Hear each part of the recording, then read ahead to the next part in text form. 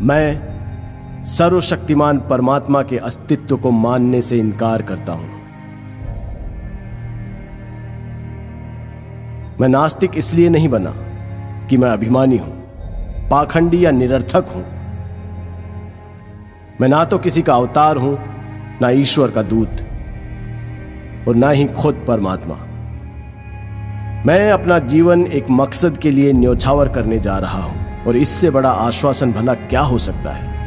ईश्वर में विश्वास रखने वाला एक हिंदू पुनर्जन्म में एक राजा बनने की आशा कर सकता है। एक मुसलमान या एक ईसाई को स्वर्ग में भोग विलास पाने की इच्छा हो सकती है। उसे अपने कष्ट और कुर्बानियों के बदले पुरस्कृत होने की कामना हो सकती है। लेकिन मुझे क्या आशा करनी चाहिए?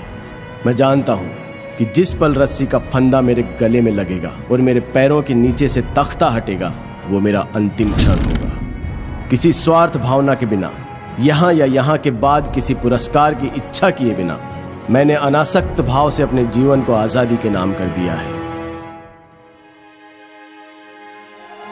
हमारे पूर्वजों को जरूर किसी सर्वशक्तिमान में आस्था रही होगी कि उस विश्वास के सच या उस परमात्मा के अस्तित्व को जो भी चुनौती देता है, उसे काफिर या पाखंडी कहा जाता है। चाहे उस व्यक्ति के तर्क इतने मजबूत क्यों ना हो कि उन्हें झुठलाना नामुमकिन हो, या उसकी आत्मा इतनी सशक्त क्यों ना हो कि उसे ईश्वर के प्रकोप का डर दिखाकर भी झुकाया नहीं जा सकता, और इसलिए ऐसे व्यक्ति को अभिमानी कहकर उसकी निंदा की जाती है।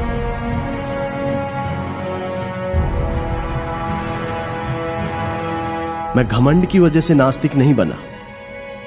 ईश्वर पर मेरे अविश्वास ने आज सभी परिस्थितियों को मेरे प्रतिकूल बना दिया है, और ये स्थिति और भी ज्यादा बिगड़ सकती है। जरा सा अध्यात्म इस स्थिति को काव्यात्मक मोड़ दे सकता है, लेकिन अपने अंत से मिलने के लिए मैं कोई तर्क नहीं देना चाहता।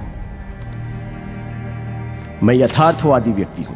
अपने व्यवहार पर मैं सिर्फ तर्कशील होकर विजय पाना चाहता हूं। भले ही मैं हमेशा इन कोशिशों में कामयाब नहीं रहा हूं, लेकिन यह मनुष्य का कर्तव्य है कि वो कोशिश करता रहे, क्योंकि सफलता तो संयोग और हालात पर ही निर्भर करती है। आगे बढ़ते रहने वाले प्रत्येक व्यक्ति के लिए जरूरी है कि वो पुरानी आस्था के सभी सिद्धांतों में दोष ढूंढे।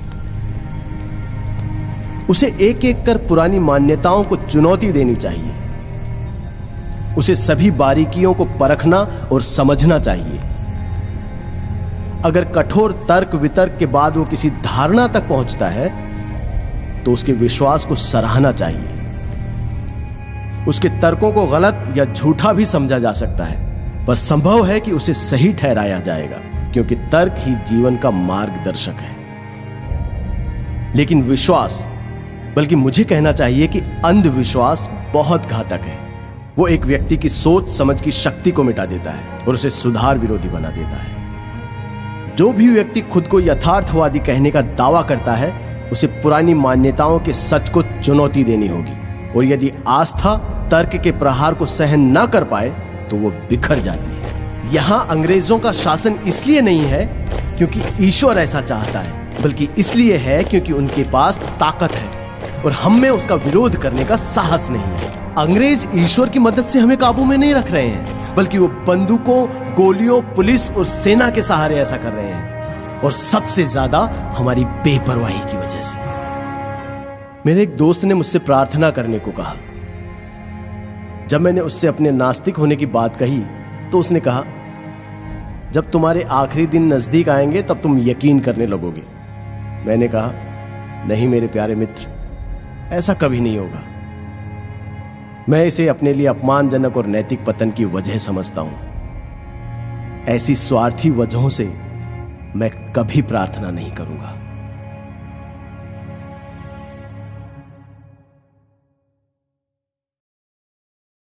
It transcends the senses, but it is possible to reason out the existence of God to a limited extent. All his activities and movements were guided by slogans of truth and non-violence, to which nobody had any objections.